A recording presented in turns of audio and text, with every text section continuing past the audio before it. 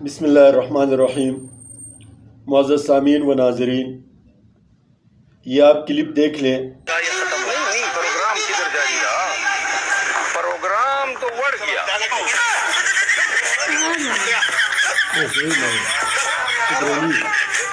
بکواس کی کیا سائنس ہوئی ہے تو پتہ نہیں کی کیا چیز ہے۔ بس بے وقوف نہ ہوتا اور مرام کا تو خالق عرب سبحانہ جمع ہو تو زبور سنا نہیں جا رہا۔ میں قرآن پڑھا ہے، کل مہینہ کا قرآن ہے ہی نہیں، بس کل مان پاک دماغ قرآن نہیں ہے، کیا کھڑا کر کل مان پاک قرآن ہے، قرآن تو دنیا کا کماؤ۔ اس میں یہ جو ایک مولوی صاحب ہے، اس کی آواز اگرچہ صاف نہیں ہے، لیکن یہ اصل میں قرآن سے توحید کا بیان کر رہا ہے۔ یہ کہہ رہا ہے کہ ہم جو ادھر ادھر باباؤں اور درگاہوں سے مانگتے ہیں، قرآن اس کی نفی کرتا ہے۔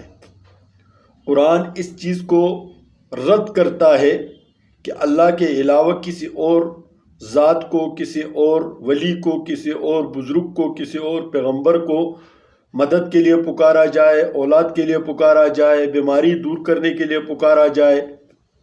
اور یہ صاف بات ہے، قرآن نے اپنے بے شمار آیتوں میں غیر اللہ کی نفی کی ہے، یہ بیان کر رہا ہے۔ دوسرے مولوی صاحب نے اس سے مائک لیا، اس کو دھکا دیا، کہا کہ یہ تو کون سا قرآن پڑھ رہا ہے، یہ آپ کہاں کا قرآن پڑھ رہا ہے، آپ نے تو قرآن سرے سے پڑھا نہیں ہے۔ تو اس کا مطلب یہ ہے کہ قرآن یہ کہتا ہے کہ جہاں پر گھنا درخت ہو اس کے ساتھ سبز پگڑیاں باندھ دو، کپڑے باندھ دو اور اس کو حاجت روا بنا دو۔ جہاں پر بڑا پتھر نظر آئے وہاں پر اس کو غلاف پہنا کے اس کو حاجت روا مشکل کشا بنا دے۔ جہاں پر قبر نظر آئے، وہ چاہے کسی کا بھی ہو، کسی زمانے کا بھی ہو، کسی چرسی کا ہو، کسی بھنگی کا ہو، کسی کا بھی ہو، اس کو حاجت روا اور مشکل کشا بنا اور وہاں حاجتوں کے لیے جائے۔ حالانکہ اللہ رب العزت نے جو اپنے توحید پر دلائل قائم کیے ہیں، اپنے توحید کا بیان کیا ہے، ان میں سب سے زیادہ زور جس بات پر دی گئی ہے وہ مظاہر پرستی کی نفی ہے۔ مظاہر پرستی کی نفی اس لیے ہے کہ مکہ کے جو مشرکین تھے وہ مظاہر پرستی میں مبتلا تھے کہ انہوں نے بت بنائے ہوئے تھے، ان بتوں کو وہ پکارتے تھے۔ اور یہ بات یاد رکھیں کہ آپ کو کوئی غلط فہمی میں نہ ڈالے کہ وہ تو بتوں کو پکار رہے تھے اور ہم جو ہے ادھر ولیوں کو پکار رہے ہیں۔ یہ بات یاد رکھنے کی ہے کہ ان کے جو بت بنائے ہوئے تھے وہ بھی پیغمبروں کے اور اس زمانے کے اولیاء کے بت تھے۔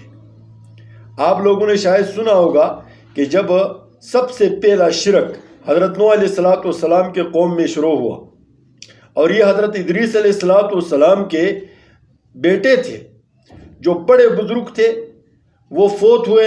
اس کے بعد شیطان نے ان کے تصویریں رکھوائی عبادت خانوں میں، پھر آہستہ آہستہ ان کے بت بنوائے اور پھر ان کے طرف عبادت کرنے لگے۔ اسی طرح یہ جو مکہ کے مشرکین تھے یہ بھی یہی کرتے تھے۔ حضرت ابراہیم علیہ السلام کا انہوں نے بت بنایا ہوا تھا، حضرت اسماعیل علیہ السلام کا بت بنایا ہوا تھا، حضرت ہاجرہ کا بت بنایا ہوا تھا۔ اس طرح بہت سارے لوگ تھے جن کے انہوں نے بت بنائے ہوئے تھے۔ تو یہ بھی اس طرح کرتے ہیں۔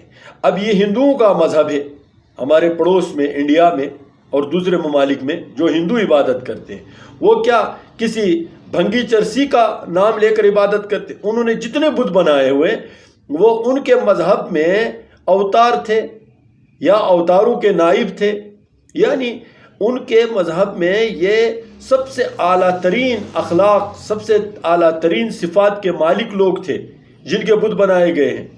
کسی چرسی بھنگی کا بت تو کوئی نہیں بناتا۔ تو اب آپ قبر پر جا کر کسی کو آواز دے، وہ ولی ہو، یا کسی کا بت بنا کر اس کو آواز دے اور اس کو واسطہ بنائے، تو یہ دونوں تو برابر ہیں۔ اب یہ بندہ توحید کا بیان کر رہا تھا، اس کو اسٹیج سے نیچے اتارا۔ آیا اس طرح کے لوگ دینی خدمت کر رہے ہیں، قرآن بیان کر رہے ہیں، یا ان کے اجتماعات میں قرآن کا بیان کرنا ممکن ہے؟ کیونکہ قرآن اپنے آغاز سے تمام صفات کے مالک اللہ کو قرار دیتا ہے، اللہ سے ہی استعانت مانگتا ہے، ایاک نعبد و ایاک نستعین، کہ ہم آپ کی ہی عبادت کرتے ہیں اور آپ سے ہی مدد مانگتے ہیں۔ یہ ہی اور بھی میں فرق کر کے جیو۔